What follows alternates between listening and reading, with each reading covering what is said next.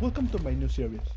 I'm making this kind of videos because when I was a broke freshman in high school, I would really like to someone to teach me or know how to get the nicest and cheapest thing possible. Now, now I am a broke college student with debt, but I know I have the most important thing, knowledge. So, without further ado, let's get started. So, now I'm going to show you how you can get a nice computer with the tightest budget possible, right? So, first thing first, I will have to explain some things, right? So, uh, when you aim to build a PC with the tightest possible, I recommend you buy used hardware, right? Buy a used PC in marketplace on Facebook or Craigslist or I don't really know how where you can buy these things because I am from another country, but well, you can buy used, right? So the things you have to aim for is at least at quad core. Is that your PC, the RAM of your PC, is at least generation DDR3, and that the motherboard has a PCI Express slot. Okay. So without further ado, let's get started. So if you're going to get a PC, I recommend to you with you aim for a workstation. Why for a workstation? These PCs are really powerful for the kind of price you can get it, right? For example, I have this one. This is oh, this is a HP Pavilion, right? Oh well, there you go. It's upside down. Well, this uh, this is a HP Pavilion. It's a workstation, and it has all the things I have already said, right? It has a quad core, it has the DDR2 RAM, and it has the PCI Express slot. Okay, so first let's open it. So I already remove those things. Turn that upside down, and there you go. So with this type of computer, you will have to check this, right? This is the PCI Express slot, and I'm going to upgrade it with this AMD RX 1590. Okay, but you have to be careful with this kind of PCs. Why? Oh, I got stuck. You have to be careful. Why? These PCs have a proprietary motherboard, so you cannot simply just remove the motherboard and put it in another PC case because it's not going to fit. It has the hub, one I think is named AL, in another part, so it's simply not compatible, right? And what does that mean? That you can't change the case. You simply can't. So one of the things you need to do is if you have like this massive thing, it's just not going to fit, right? Maybe you can wiggle it a little bit or something, but this is just too big. Also, I recommend to you the GPU you aim for is the GTX or the AMD RX. So, well, without further ado, let's start, right? So, what you can do over here, I already removed this hard drive. Well, first, to upgrade this already has 12 gigabytes of RAM, so we don't need to update the RAM. But at least you should aim for 8 gigabytes of RAM, and we will have to change the power supply and an SSD. Okay. So first thing first, right? How can you fit this thing over here? Well, you will have to cut this. There's no other way to do it. So let's get started. Let's remove. No, I think we are fine. We don't have to remove. Yeah, we don't have to remove. So let me get my tweezers. And you may be wondering, you can just not simply cut this thing,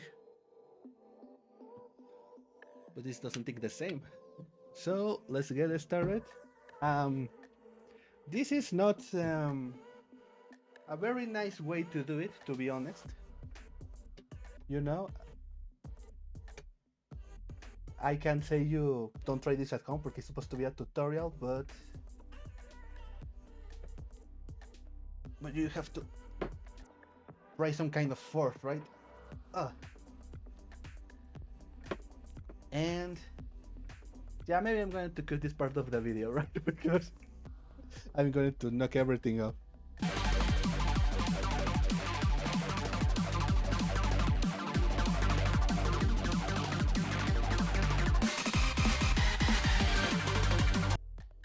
So, there it is. I already removed this. A quick tip. Maybe what I should have to do it. You have to to do it too. Remove the motherboard first, right? Because you can't leave some metal particles in the motherboard. I have a special vacuum for electronics, but yeah, you should just remove the motherboard first. But well, to install this, let's test it. It fits. Yeah, now it fits. For this GPU, this graphics card, you will need to change the PCU, the power supply, okay? I am lucky with this motherboard because it has the, how do you call it? The 24 pin collector, I think? This connector, right? In some motherboards you will have to buy an special adapter, but they are cheap. So let's start this process, right?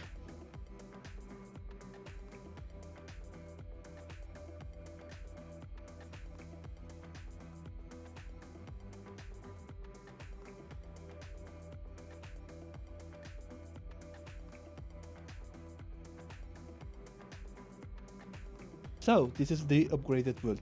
We added a graphics card, a power supply, and an SSD. It's a little bit too messy right now, but I'm going to keep it this way to show you that it's actually working, okay? So let's turn the PC. As you can see, it light up the graphics card. And let me go to the new scene. So now that the computer is turned on, let me show you the specs, okay? Over here, we have an Intel Core i7, this is the model, with 4 cores and 8 threads. The RAM is DDR3 with 12 gigabytes. And the GPU, the graphics cards, is a 8 gigabyte model. It's the Radeon RX 590. So, why did I decide to make this video, this tutorial? Well, I was browsing on Reddit, and in a, I think it's called subgroup. Well, I came across this post, right? It's like, it's a very technical group. It's called Vtuber Tech. And here it says what are the requirements to do this kind of stuff, right? So, how can we define VTubing, right? Just at the bare bones. It's just running 2 games and streaming or recording, right? So here it says with the bare minimum you will need 32 gigabytes of RAM, the newer generation of the GPUs, that is the RTX or the XT models, and or the CPUs. Like these, I think the CPUs use DDR4 generation of RAM, and they're above 4 cores. But I want to show you that it is actually possible with this kind of computer to do all of this stuff, right? So without further ado, let's test it. So I'm here in Counter-Strike. As you can see, I have above 30 FPS. And I am in 1080p. Maybe you can, if you want more performance, you can lower the settings and play in 720p, okay? So let me, double kill. And yeah, it's working.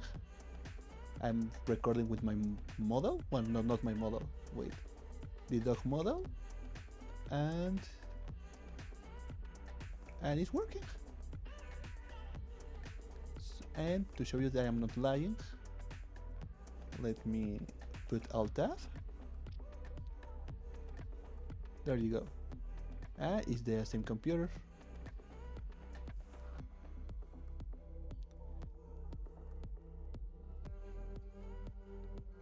Let's recap everything we learned today, okay? First, with the CPU, go for a quad-core CPU. For the GPU, the graphics card, I recommend to you to go with the GTX or an RX. GTX is for the NVIDIA ones, and RX are for the AMD ones, okay? Now, one of the most important things is the RAM.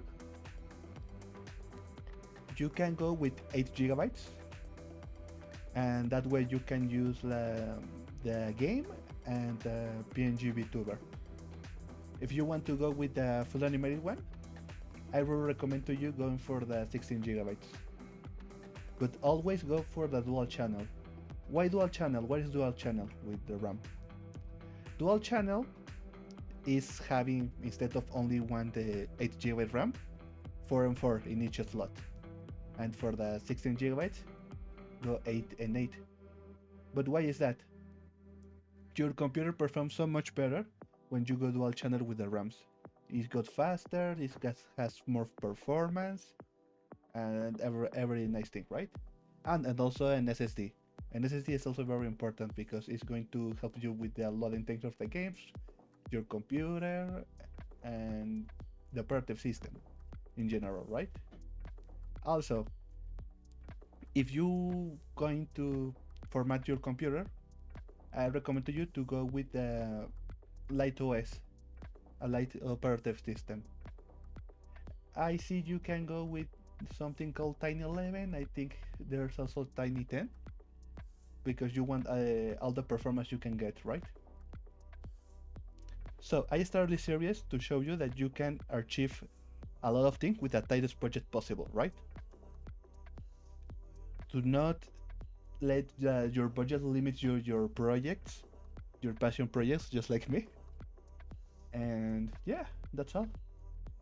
Thank you for watching and have a nice day.